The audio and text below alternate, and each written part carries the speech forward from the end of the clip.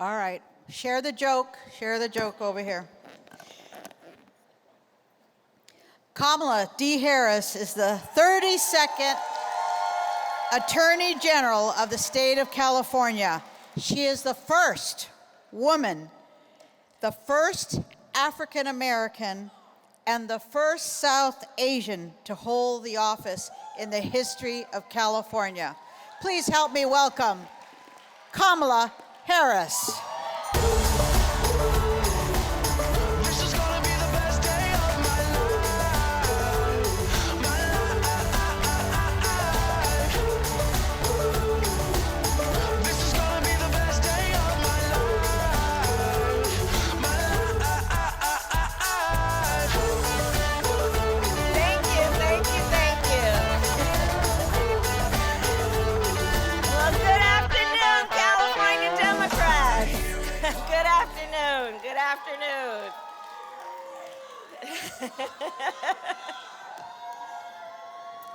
Good afternoon. Good afternoon. Good afternoon. It is always so great to be in Orange County, and it is so great to see my fellow California Democrats. Good afternoon. So it's wonderful to be here. It's so wonderful to be here to celebrate our party with so many friends and family.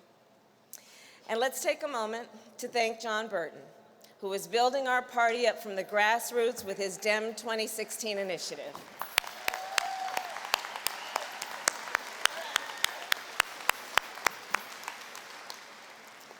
And I have to tell you, I am excited to stand before you here today, not only as your Attorney General, but as a proud California candidate for the United States Senate.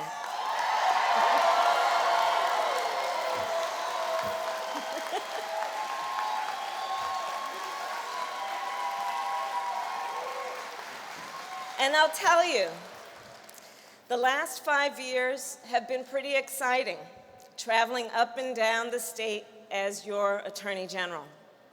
But in the last 4 months, there's been one question I get almost everywhere I have gone since declaring my candidacy. That old elephant in the room. People want to know, how can you possibly expect to get anything done with the culture of dysfunction in Washington, D.C.? And here's what I say. Let's start by recognizing all the things that Senator Barbara Boxer got done for California in spite of that intense partisanship. Just think how she cut through the gridlock. She united a national coalition of business and labor. She united Democrats and Republicans, united people from every region, coast to coast, to pass a federal transportation bill that California so sorely needs, putting millions to work and building our economy for the long term. Just think how Barbara led the clarion call against climate change, how she created more than 1 million new acres of California wilderness, how she fought for families and children in every way, including the first ever federal authorization for after-school care. And that doesn't even count every time she stood up on the floor of the United States Senate to fight off dangerous attacks on our jobs, our families, and our environment. Oh, how we can count the ways to thank Senator Barbara Boxer. Thank you.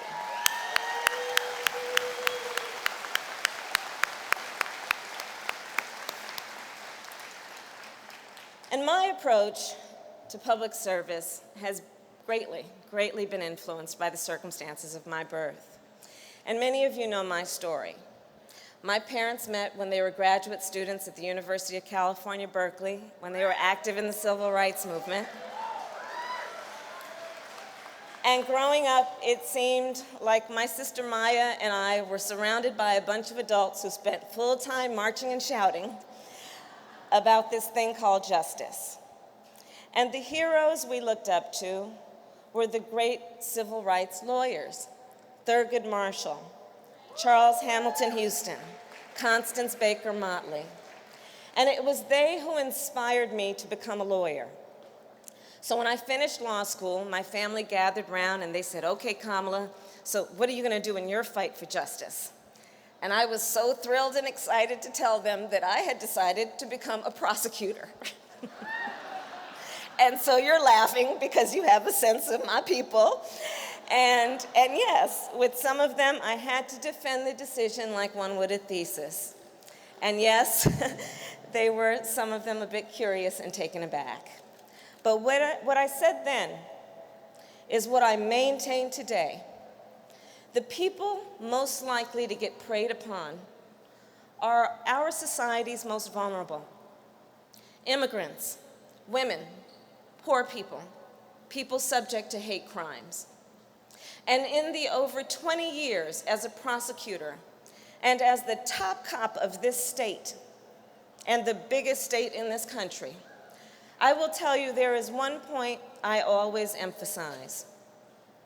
When we charge someone with a crime, the complaint doesn't read the name of the victim versus the name of the defendant. It reads the people versus the defendant.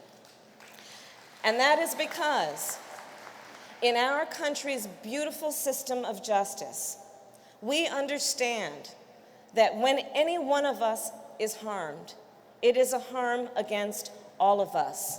And a crime against any one of us is a crime against all of us.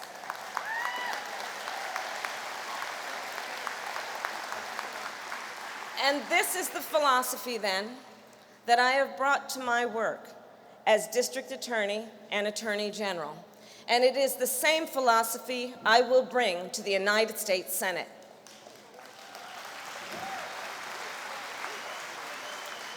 Because Democrats, we understand this is the philosophy that recognizes that when a child drops out of school, it's everyone's future on the line. It's the philosophy that says when our neighbors are struggling, the entire community suffers.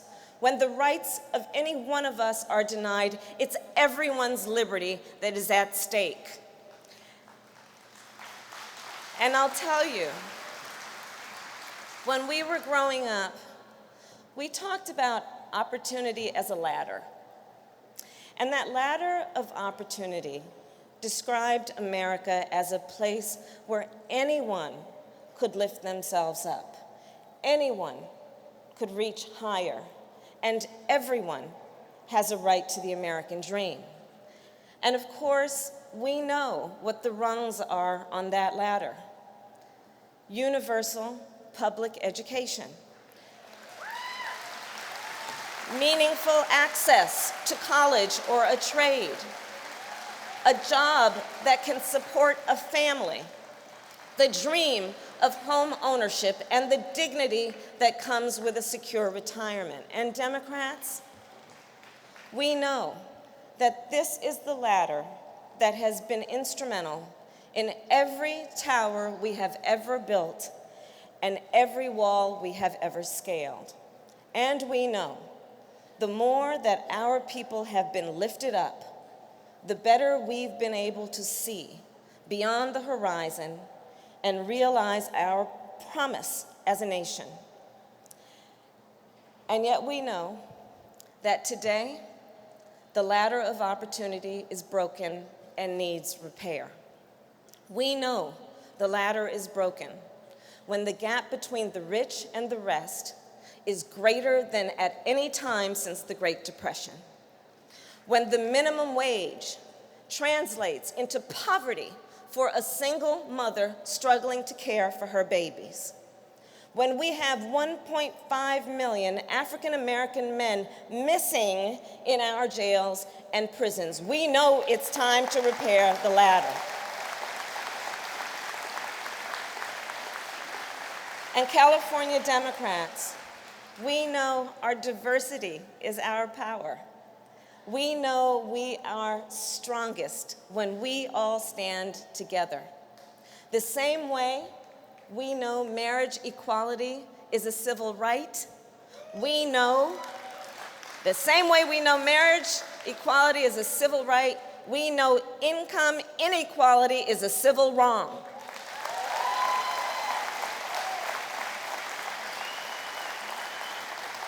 So Democrats, I promise you this. As your senator, I intend to do what I've done for so long as a prosecutor. I intend to represent the people of the state of California. And I'll tell you what it means to stand up for the people. It means standing for an economy that works for all people. It means for all those moms and dads working 2 jobs just to get by, a federal minimum wage that provides them more than $15,000 a year. It means defending collective bargaining rights for working Americans standing against an organized assault on organized labor. It means remembering what the great Cesar Chavez said: from the depth of need and despair, people can work together, can organize themselves to solve their own problems and fill their own needs with dignity and strength. And standing up for the people means fighting for children, even though they don't write the big checks or have the fanciest lobbyist in DC. It means universal pre-K. It means a full-day kindergarten, affordable childcare for every family, and a fair shot at college for every graduate. And I'll tell you what else it means. It means standing up for all those students getting ripped off by diploma mills who exploit hard-working people, stripping them with a worthless degree and a lifetime of debt. They have strapped them with useless degrees and a lifetime of debt. We must stand up for those students. And standing for the people means defending the environment, because, as has been said, we do not inherit the earth from our ancestors. We borrow it from our children. It means taking on those science deniers who insist that the earth is flat, the Loch Ness Monster is real, and climate change doesn't exist. Are you kidding me? With the worst drought in history, what more evidence do they need? Standing up for the people means a reliable water future for California. Because we don't want to see the bathtub rings that are lining our lakes and our reservoirs. And Democrats, we know conservation is the only honest solution. Standing up for the people means standing with our immigrant communities and the millions living and working in the shadows. It is time for a full pathway to citizenship.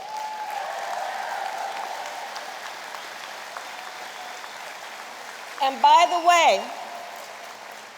the way, it also means standing up for the dreamers against the extremists in Congress who want to deny them an opportunity to serve our country in our military.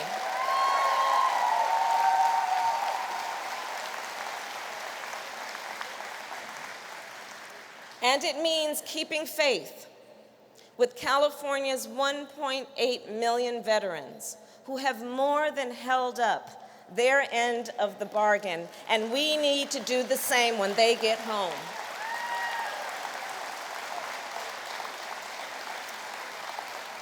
And I'll tell you what standing up with the people also means. It means challenging the policy of mass incarceration by recognizing the war on drugs was a failure.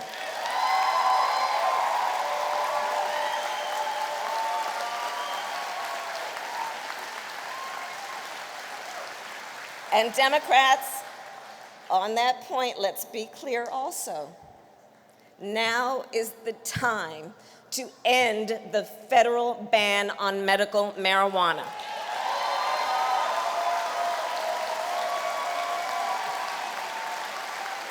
It is.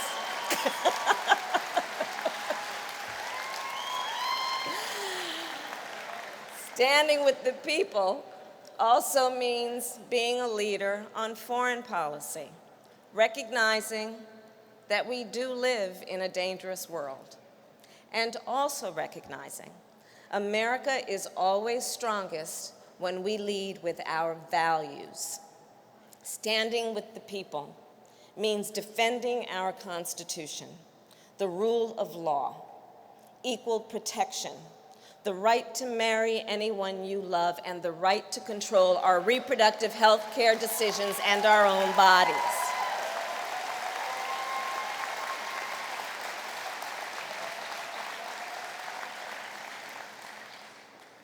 So, Democrats, I believe we can disrupt the dysfunction in D.C.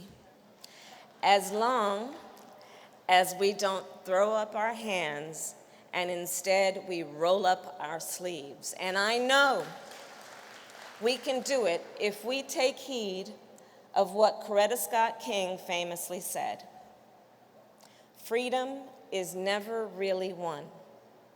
You earn it and win it in each and every generation.